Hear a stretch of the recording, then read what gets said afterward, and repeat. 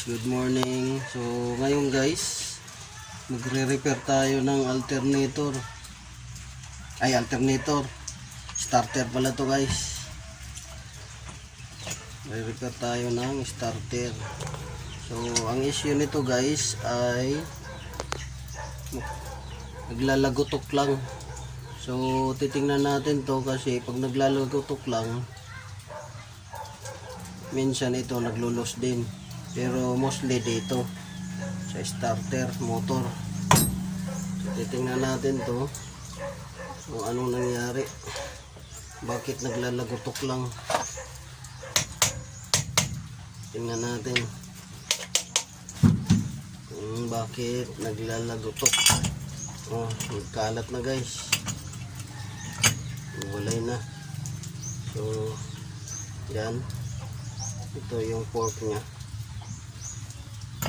So kadalasan guys, sakit na to guys ng starter. So nilinis ko na to dati kasi sobrang dumi, at saka pinalitan ko na to ng carbon. So ngayon tag-ulan na naman, pakita ko sa inyo guys na tag-ulan, ayan, basa.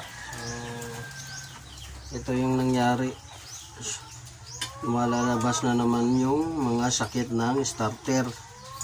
Ganito, tag-ulan, ito ang nagiging sakit nya, tag-ulan, mamalfunction. So pinalitan ko na yan, bago na yan, oh, bagong mga carbon, pero nagre-resulta pa rin sa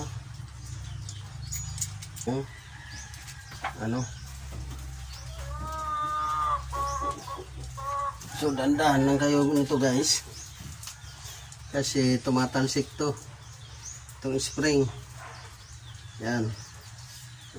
Diba nung binunot ko tumalsik. So yan yung dandahan lang kayo pag yan. So bagong palit to. Yan, bagong palit to guys.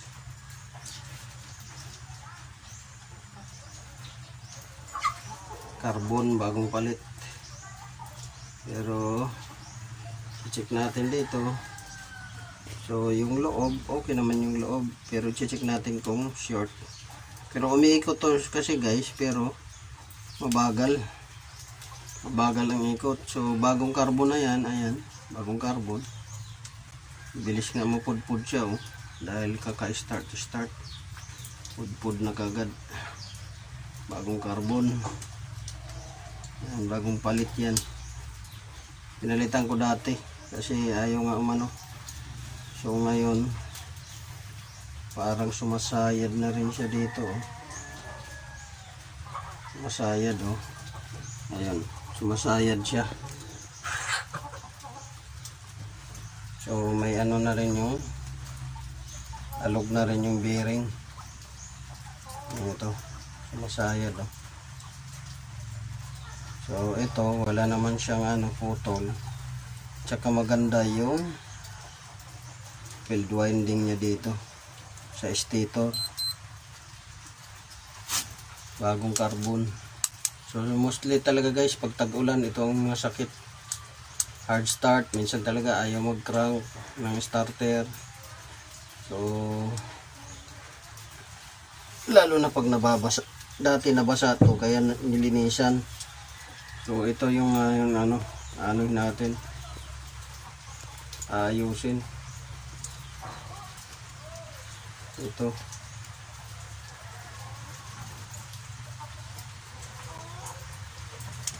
pud na nga siya, pero itatry pa rin natin ito guys.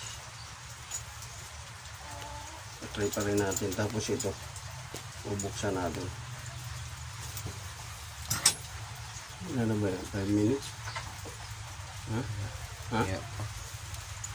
So bubuksan natin to, at saka ito susolda natin to. Ito siya guys, solda. So maglalabas tayo nito panlinis, tapos lalabas rin tayo ng liha. Dito yung pansulda natin. Tapos gamit lang natin ay wala tayong ano. Gamit lang natin itong soldering iron. Ito kasi wala tayong dalang ang solda yung binabaga. Ilalabas muna natin yan kasi magsusolda tayo ng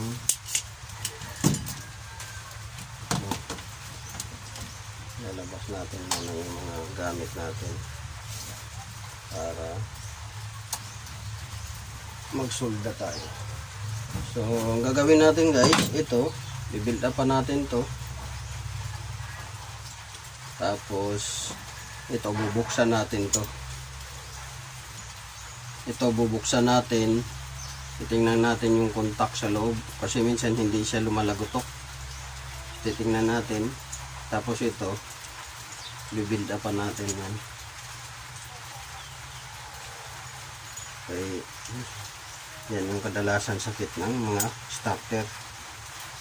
So tara guys, gawin na natin. Okay, linisan muna natin guys para build up natin ito. Linisan muna natin. Ano pala nito guys, multicab. Multicab ang ginagawa natin. F6E starter nito. F6E multicab Suzuki. So lilinisin muna natin, build natin.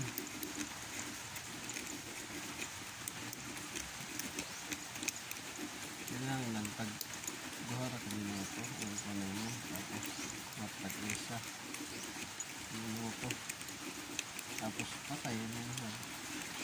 Pag-isa ra, tapos ibang angulo naman pagkamit ito, diba? So linisan muna natin siya. Okay, sa minuto na ha?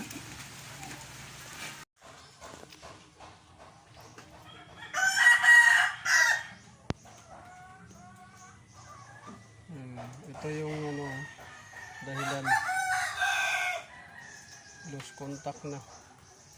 Yan o, loose contact dito, loose contact dyan.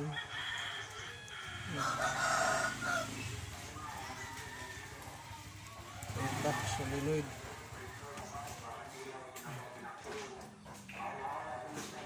So gagawin natin to ng paraan, lalagyan natin ng sapin.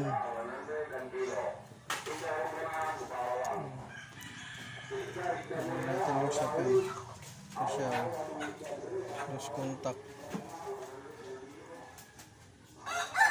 Tapos ito sa kabila, hindi na pantay yung lapat, niya.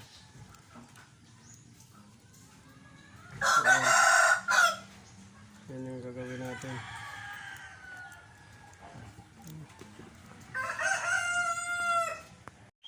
Masyado yung higa kaya minsan ang labas doon hindi siya nakabalagbag. Makita mo na minsan na ano, yung video nakatayo. Kailangan na masyado yung higa kaya yung tinatawag yan na landscape, di ba? Sabi nila talang hindi na landscape.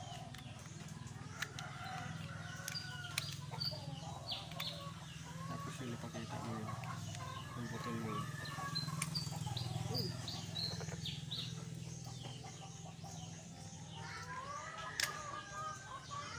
Salita ka, ito sunog.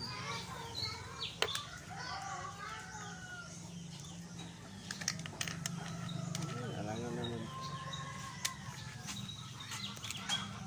Salita ka rin.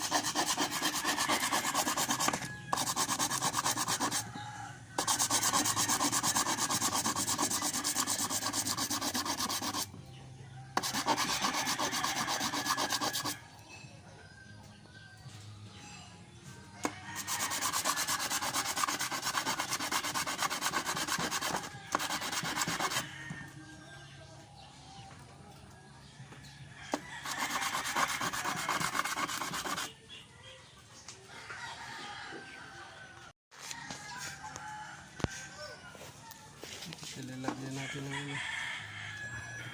Ano ba yung una tinanggal? Ito yung huli, di ba? Ha? Ito ba yung huli?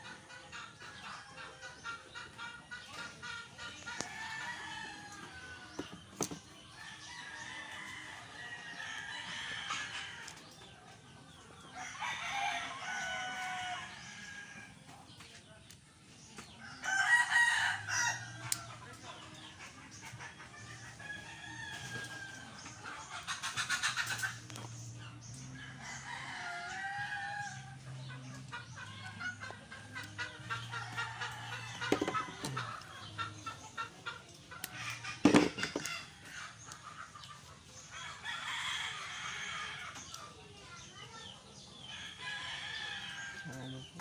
Puno na yun. Dinuluran pala yun yan.